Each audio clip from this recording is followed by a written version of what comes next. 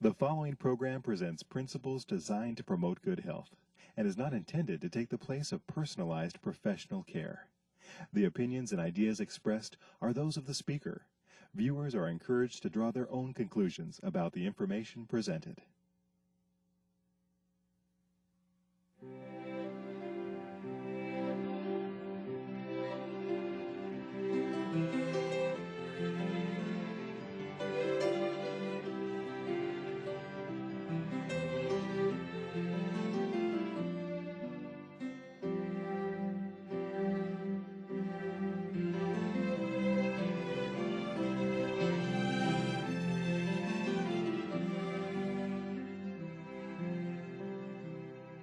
Hello and welcome to Health for a Lifetime. I'm your host, Don McIntosh. Today we're going to be talking with Dr. John Chung. He's a dermatologist from Dalton, Georgia. He's practiced dermatology for about 10 years there, and we're glad you're with us today, Doctor. Now, a dermatologist is a what? What's that mean? Doctor of the skin. A doctor of the derm, the skin. Dermis. Okay, the dermis Skin. just means skin. And what are the functions of the skin? Well, there are many functions. As you know, it's the largest organ of the body, Okay. and it maintains homeostasis. It helps Which prevent means a balance. balance. All right. Exactly. It helps temperature regulation through sweating mechanisms and stuff like that. And also it helps function as a barrier. That is, helps you from losing water, and also retards the entrance of potentially toxic chemicals and microorganisms, and also it has a way to protect you from harmful ultraviolet rays. And there's your sense of touch, too, anything that's related with that tactile sense, Yes. intimacy, all those different things. Exactly. So, I mean, to ask a dermatologist what does the skin do, I mean, you could probably go on for years. Right. But those are the general type things. That's correct. What are some of the more common problems that you see in your practice? Well, I see a lot of problems. But, before I go on with that, I'd like to just tell you, when I was in residency, I saw a patient without skin. What happened was... No skin? No skin. The reason why, he had skin when he was born, but he took a medication and his entire skin sloughed off. Oh, wow. And he looked like a raw meat. And he died from dehydration and sepsis. Which is So- infection. Right, exactly. So skin is very, very So- important organ. You can actually do something that would, man, I never heard of that before. All your skin fell off. That guy's skin did. Right. From you can from So- one medication, from taking one pill. Man. You wouldn't mind sharing with us what that pill was, would you? No. Okay, so it was just something. Well, I don't want to take it. That's why I asked. So let's talk about some of the common skin disorders that you see, day in, day out. Well, you can divide into children and adults. All right, talk about the children's then. Children, you have like atopic dermatitis. Okay, what is that? What's atopic dermatitis? Well, atopic dermatitis is inflammatory condition of the skin that occurs usually occurs in children, starts before age 2 months. Okay. And most of them get it before age 5, up to about 60% or so. And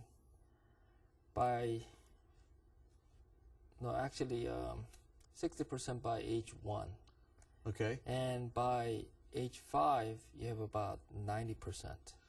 All right. And so how many kids get it in America? How many of the population will get it? Significant. They're probably about maybe 2 or 3%. 2 or 3%. So that's a lot of kids. Is it Right. inherited? Is it genetic? Is there some kind of familial thing that goes with it? Yes, I would say about 60% of the children will have atopic dermatitis if one of the parents has it. But if both of the parents have it, then about 80%. Okay, so maybe if people are dating, they should find out if they have this. Maybe it's not, it can be treated, right? Right, absolutely. Okay, so we'll talk about that in a minute. What are some of the things that can make it worse, exacerbate it, as you would say? Well, certain foods, Okay. for example, like eggs, dairy products, peanuts. There's some like soybeans, some people are allergic to, and also wheat and fish. Okay. And so when they come in, you just have them do a checklist of all the stuff they eat. yeah, that, sometimes, the parents will tell me every time he drinks milk, he breaks out. That actually that doesn't cause it, but it exacerbating factor. Okay. Because this is more of a genetic condition. Now there are other things it can be caused by is like dust mites, inhalation, Okay. and also with microorganisms like exotoxin from Staphylococcus aureus. So from an infection. Infection, The the spores coming out. toxin from the infection. Yeah. And also dehydration, like frequent washing, and wintertime, when there's When your not skin enough gets hydration. dry. Exactly. And Okay. stress can play a significant role as well.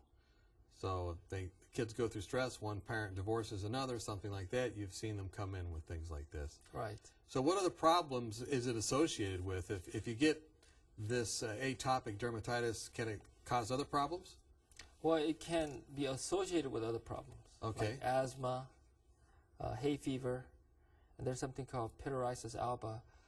What that is a condition that you see in darker skinned individuals, Asians and African Americans, where they have kind of a whitish areas on the skin, especially in the face, torso, and on the arms. And that comes out of atopic dermatitis. Right. Some people call that as a burnt out atopic dermatitis, but you can have that, and also you have something called keratosis pilaris, which is a bumpy, like a goosebump type of a rash that occurs on the upper lateral arms, thighs, cheeks. Sometimes it could be much more extensive on the trunk.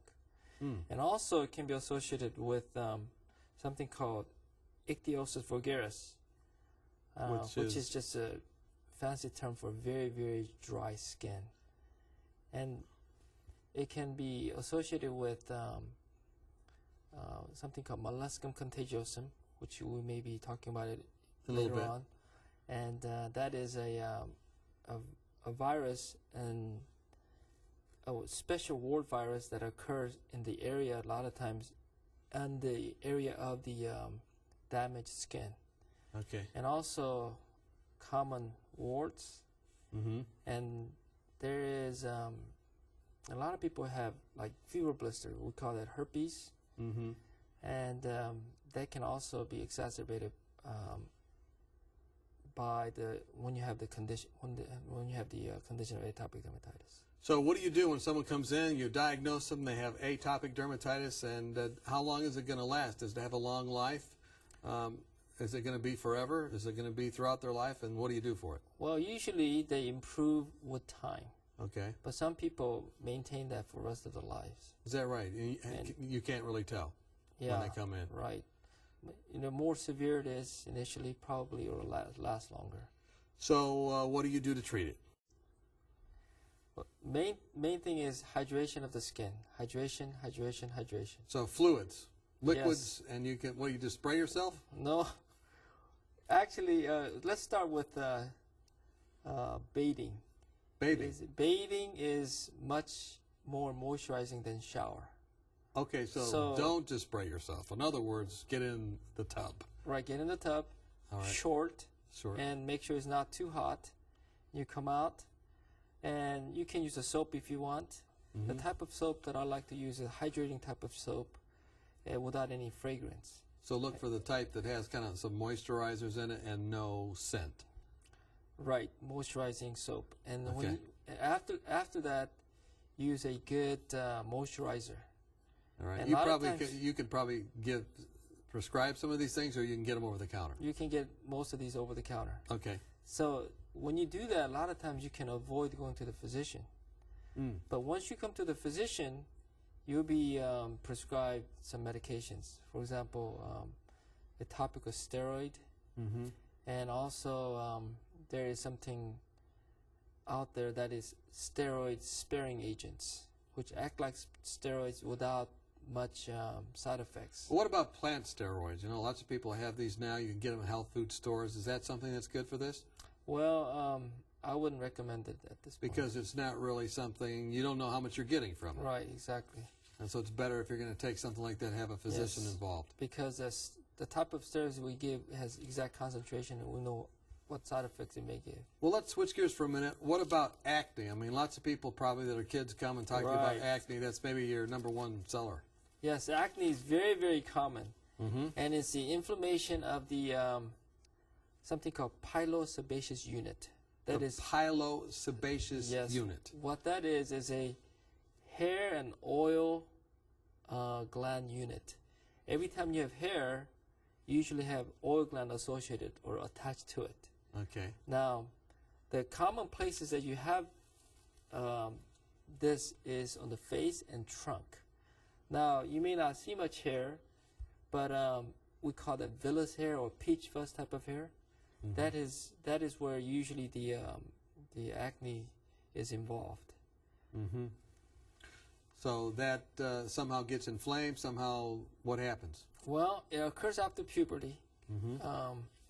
Tend to occur earlier and more severely in men, in males, and it's multifactorial, and there is pretty complicated, and it has several factors we have to consider.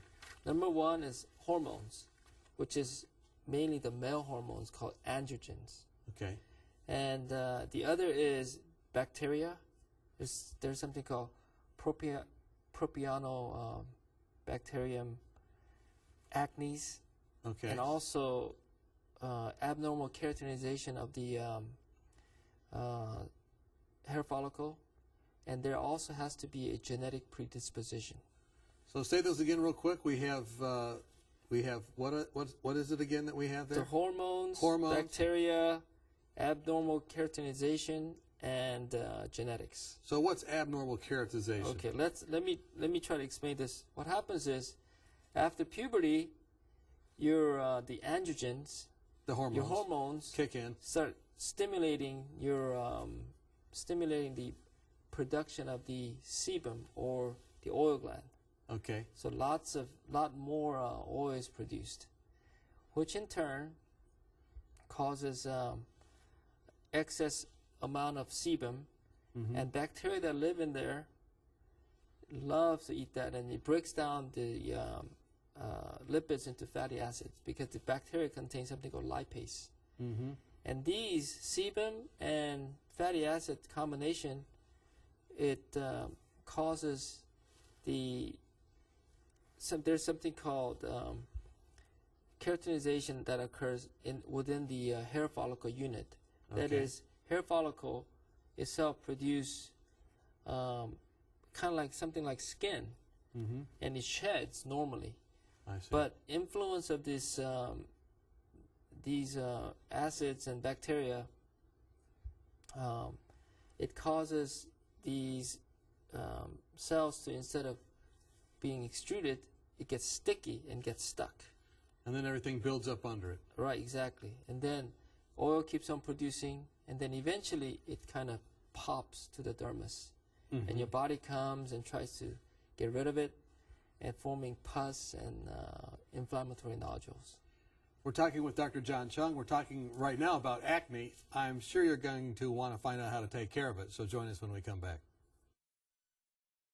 Are you confused about the endless stream of new and often contradictory health information? With companies trying to sell new drugs and special interest groups paying for studies that spin the facts, where can you find a common-sense approach to health? One way is to ask for your free copy of Dr. Arnott's 24 Realistic Ways to Improve Your Health. Dr. Timothy Arnott and the Lifestyle Center of America produced this helpful booklet of 24 short, practical health tips based on scientific research and the Bible that will help you live longer, happier, and healthier. For example, did you know that women who drink more water lower the risk of a heart attack? or that 7 to 8 hours of sleep a night can minimize your risk of ever developing diabetes. Find out how to lower your blood pressure and much more. If you're looking for help, not hype, then this booklet's for you. Just log on to 3abn.org and click on free offers or call us during regular business hours. You'll be glad you did. Welcome back. We're talking with Dr. John Chung. We're talking about dermatology, the study of the skin. We've talked about, on this program, some common problems with the skin that children have.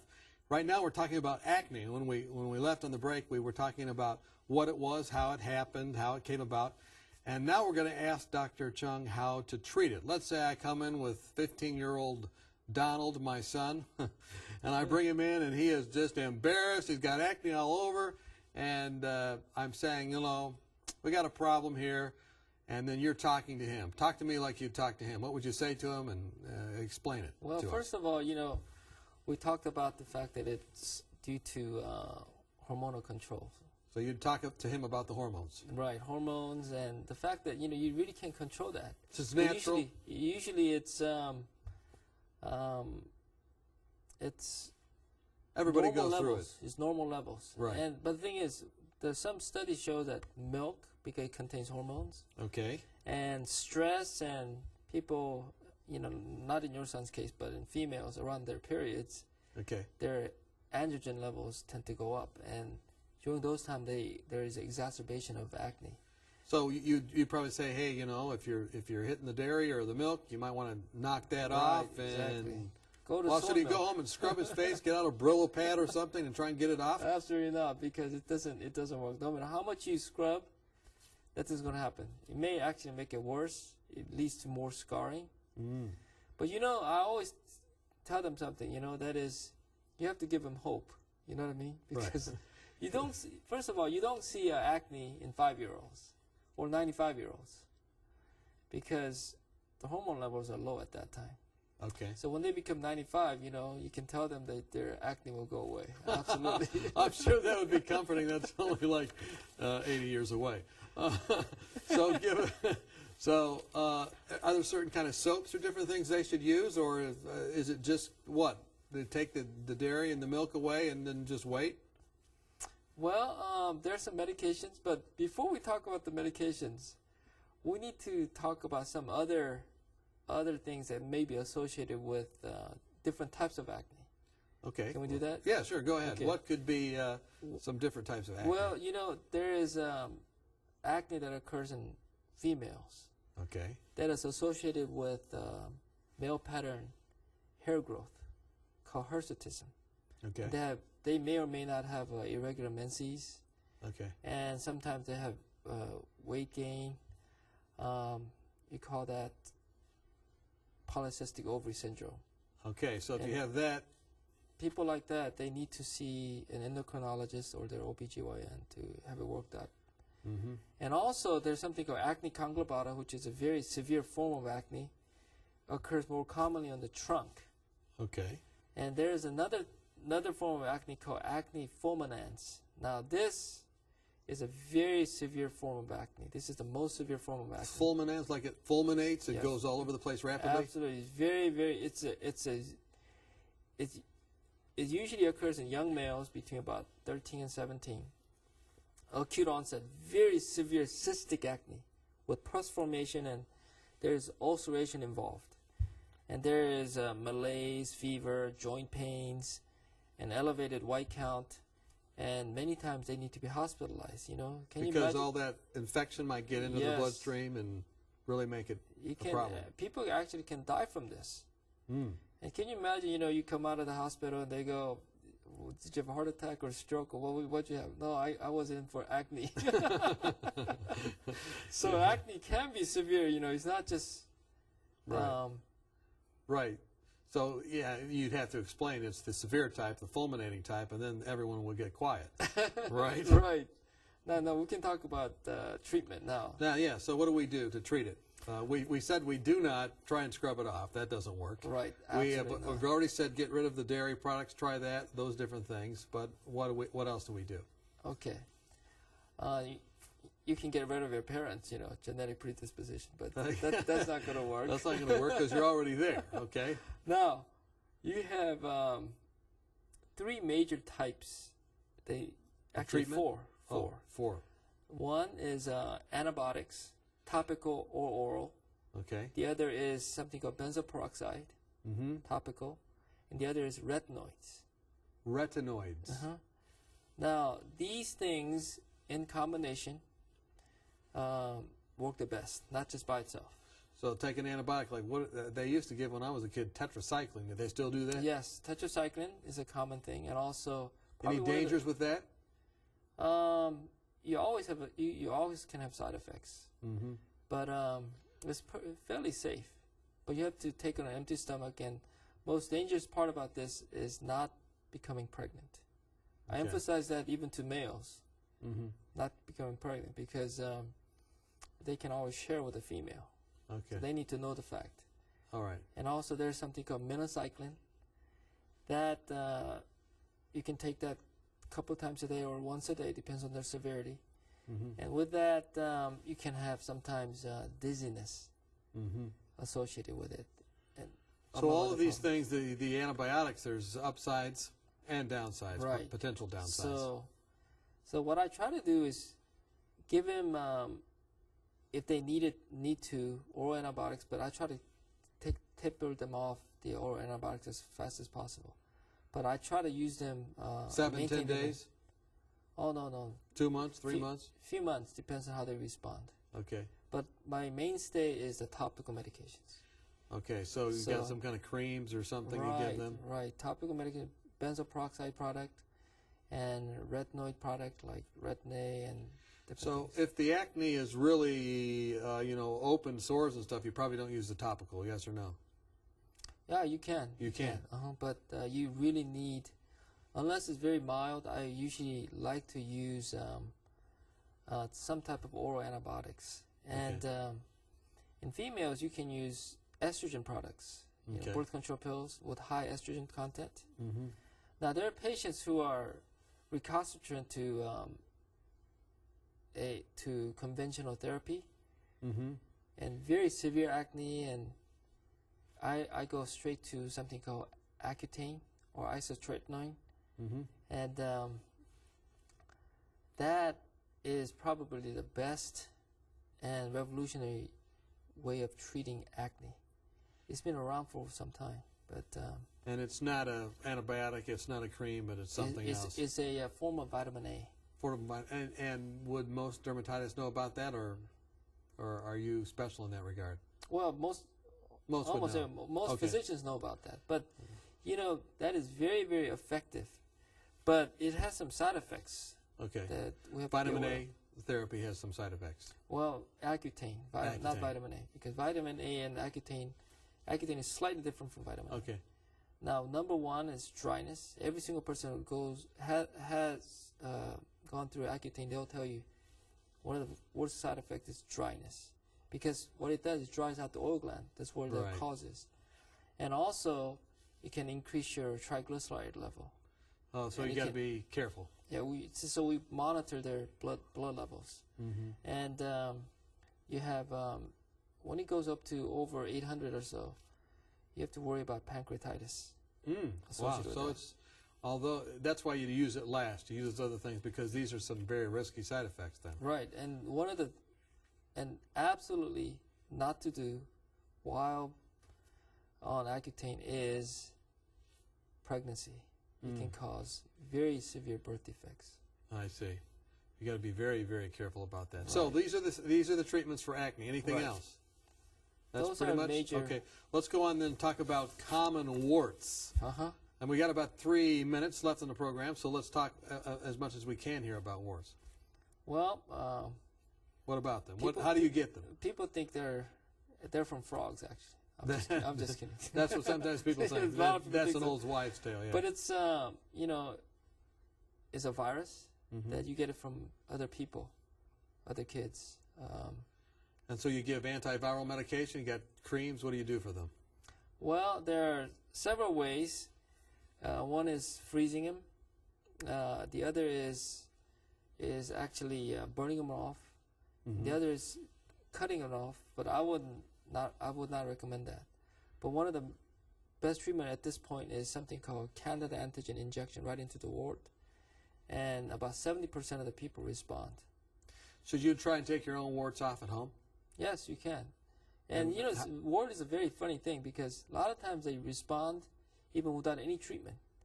And so, you know, if you don't have to treat it, don't treat it. The reason why you treat warts is because it is unsightly. And if it's in the bottom of the foot, it's very painful.